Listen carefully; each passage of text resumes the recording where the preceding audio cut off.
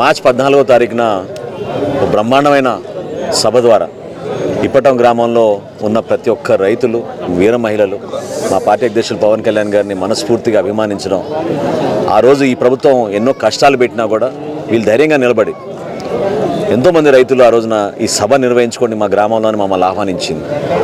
ఆ తరుణంలో పవన్ కళ్యాణ్ గారు ఆయన కూడా కదిలించి నిజంగానే మనస్ఫూర్తిగా ఈ గ్రామాభివృద్ధి కోసం తన వంతు ఆర్థిక సాయం అందించాలని ఒక 50 లక్షల రూపాయలు ఆ రోజు ప్రకటించారు. ఈ కార్యక్రమం ముందుకు తీసుకెళ్ళలేకపోతున్నాం. ఎందుకంటే గ్రామంలో ఉన్న కొంతమంది పెద్దలు రకరకాల ఆలోచనలతోటి ఈ డబ్బు ప్రభుత్వానికి ఇవ్వమని, కొంతమంది ఏమో ఈ పెద్దలందరూ ఆలోచించిన కొన్ని కార్యక్రమాలకి అడ్డంకులు సృష్టిస్తున్నారనేది మా దృష్టికి వచ్చినప్పుడు సుమారు 4 నెలల నుంచి అనేక పర్యాయాలు మేము ప్రయత్నం చేశాం. ఇంకా మార్పు రావాలి, పెద్దలందరితో కూర్చుని ఒక మంచి ఆలోచనతోటి ఈ కార్యక్రమాన్ని విజయవంతంగా ముందుకు తీసుకెళ్దాం అనే భావనతోటి ఈరోజు జనసేన పార్టీ నుంచి మేము అందరం కూడా పవన్ కళ్యాణ్ గారి తరఫున ఈ గ్రామాన్ని సందర్శించి పెద్దలందరితో మరొకసారి మాట్లాడి ఖచ్చితంగా రాబోయే 3-4 నెలల లోపే ఈ కార్యక్రమం చేపట్టి పవన్ కళ్యాణ్ గారు అందించిన ఆర్థిక సాయాన్ని గ్రామాభివృద్ధి కోసం, ఒక మంచి కార్యక్రమం కోసం చిరస్థాయిగా ఆ కార్యక్రమం నిలబడేటట్టు ప్రజలకు ఉపయోగపడే విధంగా చేద్దామని చెప్పి ఈరోజు ఒక మంచి నిర్ణయం తీసుకున్నాం. అయినా కానీ పాత బుద్ధులు మారవు. వీళ్ళు చేసే కార్యక్రమాలు, చక్కటి సభ జరుపుకుంటే కూడా కరెంట్ తీసేశారు. సభ జరగకూడదు, ఎక్కడ పోయినా కూడా మాకు ఇది అలవాటు అయిపోతుంది.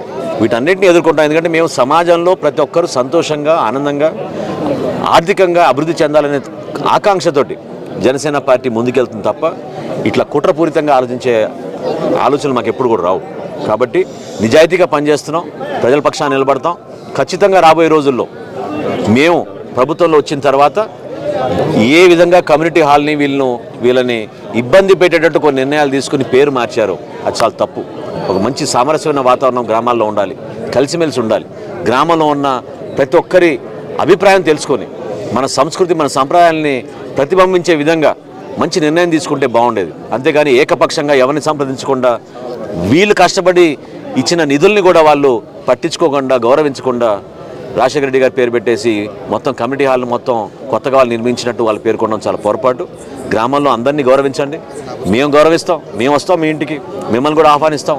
ఈ కార్యక్రమాన్ని ఇంకా చక్కగా తీసుకెళ్ళి గ్రామానికి ఉపయోగపడే విధంగా చేద్దాం. కాపు నేతల సమావేశం అయితే రాజమండ్రిలో పవన్ కళ్యాణ్ పైన విమర్శలు పంపించారు, దీన్ని ఎలా చూస్తారు?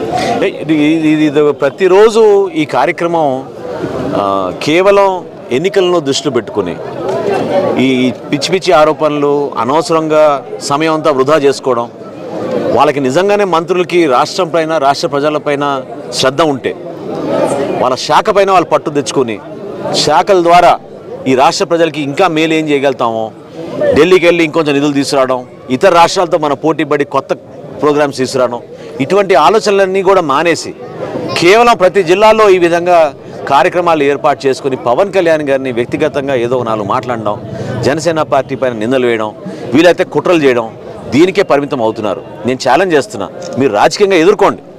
రాబోయే ఎన్నికలు ఏ రోజు పెట్టినా మీరు ఎన్నికలు జనసేన పార్టీ, వైఎస్ఆర్సీపీ పార్టీలు ఇద్దరు కూడా ప్రజల్లోకి వెళ్ళి మనం తేల్చుకుందాం. ఎవరు మన పక్షాన్ని నిలబడతారు, ఎవరిని ఎన్నుకుంటారు. ఒక మంచి నిజాయితీ కలిగిన వ్యక్తి ఆయన అన్నీ వదిలేసుకొని రాజకీయాల్లోకి వచ్చి మంచి పరిపాలన అందించాలి, రాష్ట్రాన్ని ఇంకా మనం అభివృద్ధి చేయాలి. అందరికన్నా ముందు మన ప్రజలకి ఒక మంచి లా అండ్ ఆర్డర్ వ్యవస్థ ఏర్పాటు చేసి ధైర్యం నింపాలని ఆయన ఒక మంచి ఆకాంక్షతో ముందుకు వస్తుంటే మీరు లా అండ్ ఆర్డర్ ప్రాబ్లం సృష్టిస్తున్నారు. మీరు ప్రజల్ని మభ్యపెట్టడానికి, తప్పుదోవ తీసుకెళ్ళడానికి ఎవరు ఊహించని విధంగా వేల కోట్ల రూపాయలు ఖర్చు పెట్టాం, ప్రతి ఒక్కరికి మేము ఉపయోగపడ్డాం అనే ఆలోచనతో వీళ్ళు ముందుకెళ్తున్నారు. గడప గడప చేస్తున్నారు కదా, మీరు తెలుసుకోండి. మీకు ధైర్యం ఉందా? ప్రజల్లోకి వచ్చి మీరు ఈ విధంగా తిరగలుగుతారా? మీరు ప్రజలను అడగండి, ప్రతి కుటుంబానికి మీరు ఏం సహాయం అందించారు, ఏ విధంగా ప్రజలు మీ ద్వారా లబ్ధి కలిగింది వాళ్ళ కుటుంబాలకి. ఎందుకు మన గ్రామాల్లో ఈరోజు కూడా ఒక్క సింగిల్ రోడ్డు మీరు వేసుకోలేకపోయారు? ఎందుకు రోడ్ల మరమ్మతులు కూడా మీరు చేసుకోలేకపోయారు? వ్యవసాయ రంగంలో ఎందుకు జగన్మోహన్ రెడ్డి గారు ముఖ్యమంత్రి అయినాక 3,000 మంది రైతులు ఎందుకు ఆత్మహత్య చేసుకున్నారు మన రాష్ట్రంలో? వీటి గురించి సమాధానాలు చెప్పాలి.